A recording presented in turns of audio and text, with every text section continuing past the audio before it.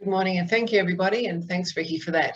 I'm also really pleased this morning to be joined by Hayley and Sky, who are going to address biosecurity and disease transmission risks with feral pigs, as well as Matt Courts and Susie Holbury, who are coordinating two feral pig management programs, which are now part of our demonstration site network. So once again, I'm going to take a brief opportunity today to provide you with an update of our priorities and activities over the past few months to implement the National Feral Pig Action Plan.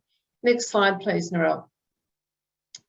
So the formation of demonstration sites is a key first step in promoting and delivering a national approach to integrated feral pig best practice management. And I'll further expand on the demonstration sites shortly. So as you know, we're strongly focused on building partnerships and networks between stakeholders to support landscape scale, nil tenure feral pig management. So the more linkages we can make in bringing people together to address feral pig issues, the better.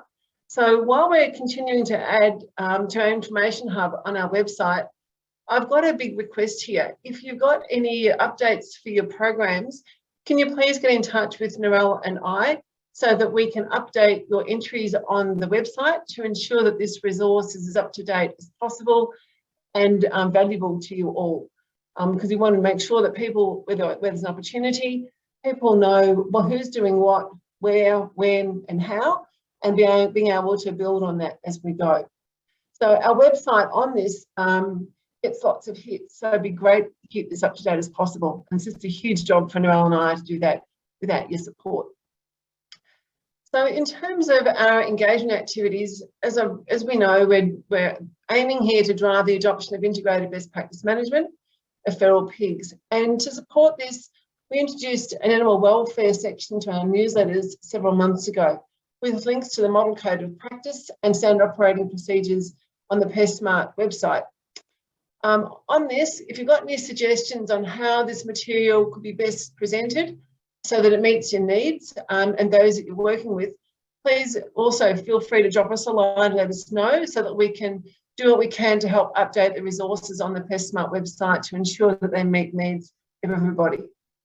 And also the benefits from people working together in groups on landscape scale, nil tenure basis to enhance effectiveness of feral pig management activities are also being advocated in all the activities that we're involved with and all of the communications and other things that we do on your behalf. There's a lot to be said, of course, in the adage of we can't monitor what we don't measure. And on this, of course, a lot of people can only really record numbers of pigs that are dispatched, which isn't always that valuable when we know that we need to destroy at least 70% of the population on an annual basis to suppress feral pig populations. It's not easy to come up with a simple set of standardised measures for people to easily collect meaningful data. So we are working with DOR and Turn Australia, who've been commissioned by DOR to develop vertebrate pest monitoring standards. Originally, this was a task that we were working with the Scientific Advisory Panel on to help with, but there's no point here replicating activity. So the Scientific Advisory Panel will be providing input into this through DOR and Turn Australia. So from this, it's expected that the work will deliver clear, specific guidance and instructions on what information can be collected and what needs to be captured in the field, and using a standardised approach or vocabulary to enable the data compatibility across sites. So that just means in that when we try and aggregate that to get some better understanding of what's going on, that we've got that consistency in the data that's been collected. That is very much a work in progress. And there's a meeting around all of that in July, in the initial workshops with Turn to actually help with getting that sorted through. There's also the work continuing on with ABARES and CSRO to update population density and distribution maps for feral pigs, and also the work going on with ABARES to determine the economic, environmental and social costs. There's also an R&D gap analysis that we'll be providing out shortly for consultation and for your awareness, and that's currently with the Scientific Advisory Panel for getting other people to provide that comment in as well. We've been very busy in producing new resources and case studies, and I'll talk about that very briefly in a minute. We've also wanting to ensure that we can provide tools to help land managers with managing their feral pig activities, but being able to ensure that that a lot of this in the planning can take a lot of time to get done. And so how can we provide and support land managers in doing that? So we're thinking through what those tools could look like, given, of course, that a lot of people are time poor, and what we can do to be able to make sure that the management planning is more proactive and the proactive process around it rather than reactive, because a lot of people do that now. We're also working with jurisdictions to address common myths, and we met with jurisdictions earlier this year, and that's one of the activities that we'll be working with jurisdictions about, so that we can provide up some joint resources to address those myths and make them available. Next click, please, Narelle. The Decade of Biosecurity was launched at the second Australian Biosecurity Symposium on the Gold Coast several weeks ago, and this initiative is aiming to ensure sustainable investment mechanisms for essential biosecurity, a stronger understanding of biosecurity by all Australians, and a greater involvement in biosecurity surveillance actions across the country by 2030. And so with this in mind, of course, with the biosecurity threats being ever present, we have been involved with the surveillance planning and preparedness activities in relation to these, and these including Japanese encephalitis and foot and mouth disease, to name a few, as well as African swine fever. Next click, please, Narelle. And the final thing on this slide here is we're also working to address the challenges around investment and program longevity. And on this, the Plans Investment Panel is meeting in Darwin in a couple of weeks' time. And the focus of this work is really to look at drafting and prospectus for the plan, as well as a number of investment pitches, so that we can rapidly respond to calls for funding as they become available throughout the year. So making sure that we're also prepared for any opportunities that we can find to help support the work on the ground. Next slide, please, Narelle. So as mentioned in our last forum, 6 demonstration sites were selected based on bioregions, covered the range of asset classes affected by feral pigs, community engagement, and monitoring and data collection.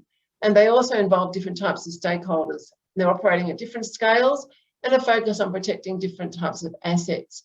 So they're pictured in the diagram on the right of the slide, but I won't go through those now in detail.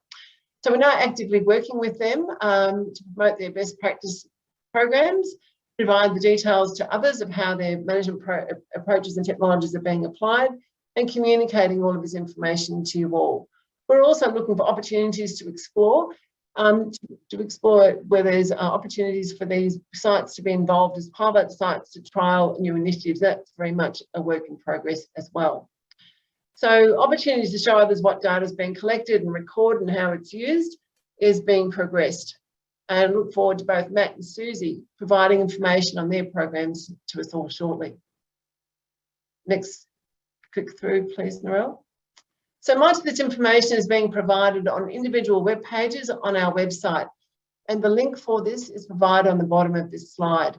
So from all of this, we're aiming to drive the adoption of integrated best practice feral pig management and the use of monitoring tools and technologies by land managers to work together to reduce impacts from feral pigs. Next slide, please.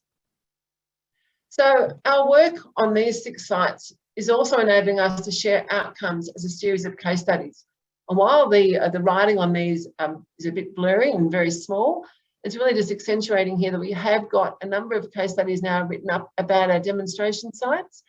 And these are available on their individual web pages, as well as through the resources page on our website and in the feature articles section.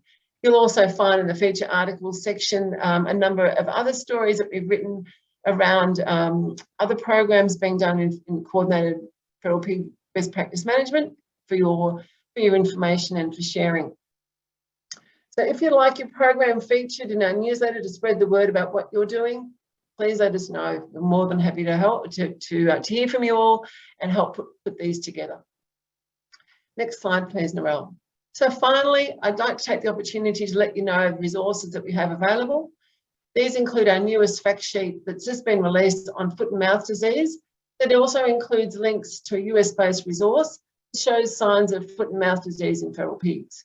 The fact sheet on JEV is updated as new information becomes available. The other fact sheets cover how you may know that feral pigs are present on your property, even if you're not seeing them, impacts from feral pigs, cattle and sheep enterprises, and options available for baiting pigs.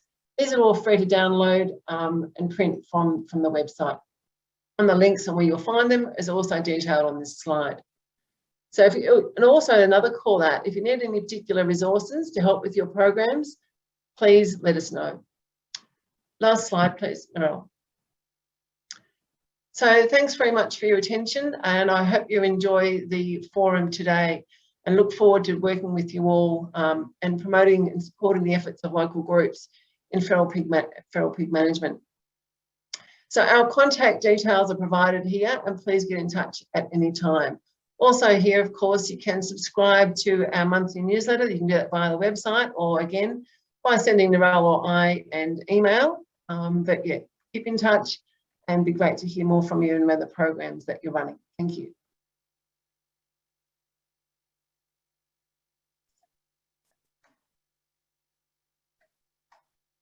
Thank you, Heather.